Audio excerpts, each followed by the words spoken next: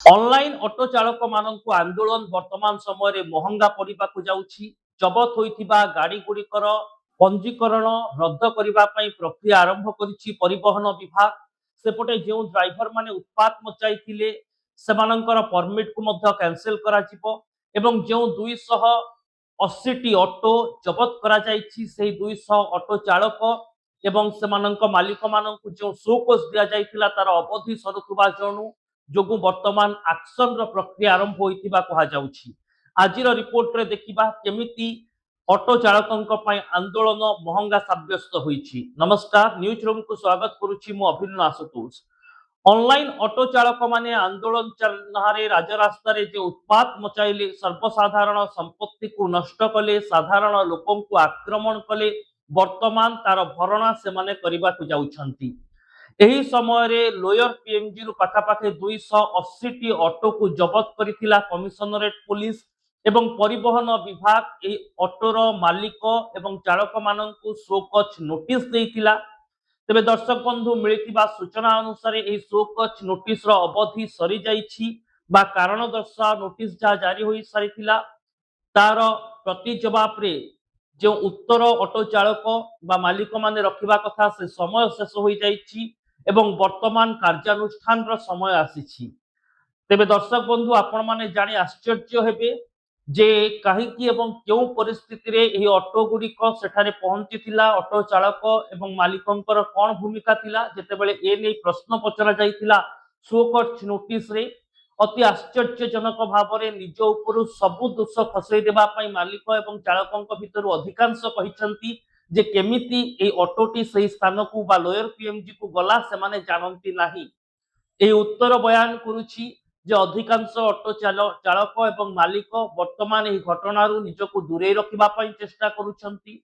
ए कथा समस्तंकु जणा जे online auto संघर आंदोलन रो डाकरा जोगु ऑनलाइन ऑटो चालक माने सेदिन बेआईन भावरे निज निजर गाड़ी गुड़ी को नहीं लोयर पीएमजी रे रखी देइथिले एवं राजरास्ता को जाम कर देइथिले। यहाँ पर आरंभ होइतिला सेमानंकर उत्पात, जहा को पाइले ताको आक्रमण करिथिले, संगबद्ध भावरे सर्वसाधारण संपत्ति सरकारी संपत्ति को नष्ट करिथिले, सरकारी बस गुड़ी को ढेला पत्थर माड़ करिथिले, पुलिस उपरे आक्रमण करिथिले एवं बेस किछि घंटा धरी सेमाने राजरास्ता रे गुंडाराज चलाइथिले। किंतु एबे सेमाने कहउचंती जे तांको ऑटो सेठारे पहुंचिला केमिति ताहा सेमानंकु जणा नाही। ये कि प्रकार नैतिकता सेमानंकर एवं एबे मध्य सेमाने षडयंत्र करिबा पई निजर दोष लुचेबा पई उद्यम करूछंती। एभली ऑटो चालक माननक सह आगामी समय रे जदि आपण यात्रा करंती आपणक यात्रा केते सुरक्षित हेबो दर्शक बंधु थरे चिंता करंतु। काहेकि ना आंदोलन समय रे सेमाने ग्राहक माननकु मध्य प्रबल भर्सना करिछंती, ग्राहकंकु नै आपत्तिजनक शब्दर व्यवहार करिछंती, अनेक अभियोग एवं लांछना लगाइछंती एवं निजे ठीक अन्य समस्त भूल एभली एक वार्ता देबाकू चेष्टा करिछंती। आउ ए आंदोलन जी पुरोधा कर्पटदा करित कर्मा दीनबंधु नायक 2 दिन लुचि रहिबा परे शेषरे पुलिस हेफाजत को आसीथिले। सेतेबेले मध्य बाबूंकर मुह फुटाणी जाउ नथिला। एबे सेमानंकर मुह फुटाणी सतरे जाइछि कि नाही जेतेबेले चर्चा हेउछि ऑटो चालक माने शोकच नोटिस रे जे उत्तर लिखिचंती जे तांको ऑटो लोयर पीएमजी को केमिति आसिला ताहा तांकु जणा नाही। ये समस्तंकु आश्चर्य करुछि। तेबे परिवहन विभाग कहिछि जो मानंकर उत्तर संतोषजनक नुहे बा जो माने कहउचंती जे से तांको ऑटो बा गाड़ी केमिति लोयर पीएमजी को आसिला ताको ग्रहण करा जिवो नाही। यह एक युक्तियुक्त उत्तर नुह। एणु तारी आधार रे सेमानंक ऊपर एक्शन हेबो। सेमानंकर पंजीकरण रद्द करिबा पई परमिट बातिल करिबा पई प्रक्रिया आरंभ हेउछि। ता सहित दीर्घ दिन धरी जो ऑटो गुड़िकर फिटनेस नथिबो, पोल्यूशन सर्टिफिकेट नथिबो एवं एकाधिक चालान सेमानंक ऊपर थिबो जाहाकु सेमाने पैठ करि नथिबे बा फांकी चालिथिबे, से भली ऑटो गुड़िकर मध्य आरसी कैंसिल करा जिवो।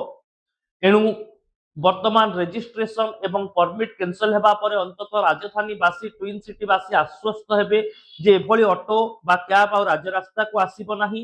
जो माने सरकारी नियम को फू करूचंती एवं से ड्राइवर माने जो माने अपराधिक କାର୍ଯ୍ୟକଳାପ କରି ଜେଲ ଯାଉଛନ୍ତି ସେମାନେ ଫେରିବା ପରେ ଆଉ ଗ୍ରାହକଙ୍କୁ ବୋହିବେ ନାହିଁ, ଅନ୍ୟଥା ସେମାନଙ୍କ ସହିତ ଗ୍ରାହକଙ୍କ ଜୀବନ ମଧ୍ୟ ବିପଦକୁ ଚାଲି ଯାଇପାରେ। କାହିଁକି ନା ସେମିତିରେ ବି ଗ୍ରାହକଙ୍କ ଉପରେ ଅନଲାଇନ ଅଟୋ ସଂଘର ଅନେକ ଆକ୍ରୋଶ ରହିଥିବା ଏହି ଆନ୍ଦୋଳନରୁ ଜଣା ପଡିଥିଲା। ଯେଉଁମାନେ ନିଜକୁ ଠିକ ସମସ୍ତେ ଭୁଲ ବୋଲି ଭାବୁଛନ୍ତି, ଅଯୁକ୍ତିକର ମନ୍ତବ୍ୟ ଦେଉଛନ୍ତି ଏବଂ ନିଜର ଦାବି ଆଳରେ ଗୁଣ୍ଡାରାଜକୁ ପ୍ରୋତ୍ସାହନ ଦେଉଛନ୍ତି, ଏଭଳି ଅଟୋ ଚାଳକ ମାନଙ୍କର ଜାଗା ପ୍ରକୃତରେ ରାଜରାସ୍ତା ନୁହେଁ ବରଂ ଜେଲର ଚାରିକାନ୍ଥ।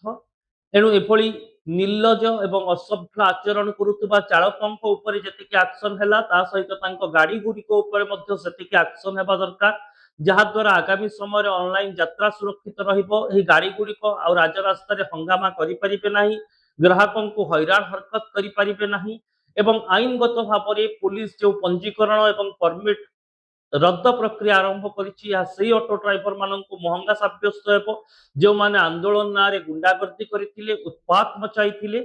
ତା ସହିତ ଯେଉଁମାନେ ଯୁକ୍ତିଯୁକ୍ତ ଉତ୍ତର ଦେଉଛନ୍ତି ବା ଯେଉଁମାନେ ଶୋକଜ ନୋଟିସର ଗୋଟିଏ ସଚ୍ଚୋଟ ଉତ୍ତର ଦେଇଛନ୍ତି ଏବଂ ସେମାନଙ୍କର ଭୂମିକା ଯଦି ପ୍ରକୃତରେ ଆଇନ ଶୃଙ୍ଖଳା ସୃଷ୍ଟି କରିବା ନଥିଲା ବୋଲି ପରିବହନ ବିଭାଗ ହୃଦବୋଧ କରୁଛି, ସେମାନଙ୍କୁ ପୁଣି ଥରେ ପରମିଟ ମଧ୍ୟ ଦିଆଯାଉଛି ବା ତାଙ୍କୁ ଛାଡି ଦିଆଯାଉଛି। ଏଣୁ ବର୍ତ୍ତମାନ ସନ୍ତୁଳିତ ଉପାୟରେ ପରିବହନ ବିଭାଗ ଗୋଟିଏ ଆକ୍ସନ ଆରମ୍ଭ କରିଛି, ଯାହା ଅନଲାଇନ ଆନ୍ଦୋଳନ ନାଁରେ ଉତ୍ପାତ ମଚାଉଥିବା ଡ୍ରାଇଭର ମାନଙ୍କ ପାଇଁ ଗୋଟେ ବଡ ସବକ ହେବ। ତା ସହିତ ଯେଉଁମାନେ ନିର୍ଦ୍ଦୋଷ ବା ଯେଉଁମାନେ ସମୟ ଏବଂ ପରିସ୍ଥିତିର ବାଧ୍ୟବାଧକତାରେ ଫସି ଯାଇଥିଲେ, ଦୀନବନ୍ଧୁ ନାୟକ ଭଳି ସଂଘର କାର୍ଯ୍ୟକର୍ତ୍ତାଙ୍କ ପାଇଁ ହରଡ଼ଘଣାରେ ପଡିଥିଲେ, ସେମାନଙ୍କୁ ଛାଡି ଦେଇ ତାଙ୍କୁ ପୁଣି ଥରେ ସୁଯୋଗ ଦେବା ପାଇଁ ମଧ୍ୟ ବ୍ୟବସ୍ଥା କରାଯାଉଛି। କିନ୍ତୁ ଦର୍ଶକ ବନ୍ଧୁ, ବର୍ତ୍ତମାନ ଆନ୍ଦୋଳନ ପରେ କାର୍ଯ୍ୟାନୁଷ୍ଠାନ ଏବଂ ବର୍ତ୍ତମାନ ଗାଡି ଗୁଡିକ ଉପରେ ଆକ୍ସନ ଦର୍ଶାଉଛି ଯେ ପୋଲିସ ଏବଂ ପ୍ରଶାସନ ଘଟଣାକୁ ଗୁରୁତ୍ୱର ସହ ନେଇଛନ୍ତି। ଯେଉଁମାନେ ଦୋଷୀ ଥିବେ ସେମାନେ ମଧ୍ୟ ଆଗକୁ ବନ୍ଧା ହେବେ, ନିର୍ଦ୍ଦୋଷଙ୍କ ଉପରେ କାର୍ଯ୍ୟାନୁଷ୍ଠାନ ନବ ନାହିଁ ପୋଲିସ ମଧ୍ୟ ସ୍ପଷ୍ଟୀକରଣ ଆସି ସାରିଛି। ରିପୋର୍ଟଟି ଆପଣଙ୍କୁ କେମିତି ଲାଗିଲା ନିହାତି ଜଣାନ୍ତୁ। ୟୁଟ୍ୟୁବ ଓ ଫେସବୁକରେ ଆମ ଚ୍ୟାନେଲକୁ ସବସ୍କ୍ରାଇବ କରନ୍ତୁ, ଭିଡିଓକୁ ଲାଇକ୍ ଓ ସେୟାର କରନ୍ତୁ, କମେଣ୍ଟ ବକ୍ସରେ ଦର୍ଶକ ବନ୍ଧୁ ଆପଣଙ୍କର ମତ ଲେଖନ୍ତୁ। ରହୁଛି, ନମସ୍କାର।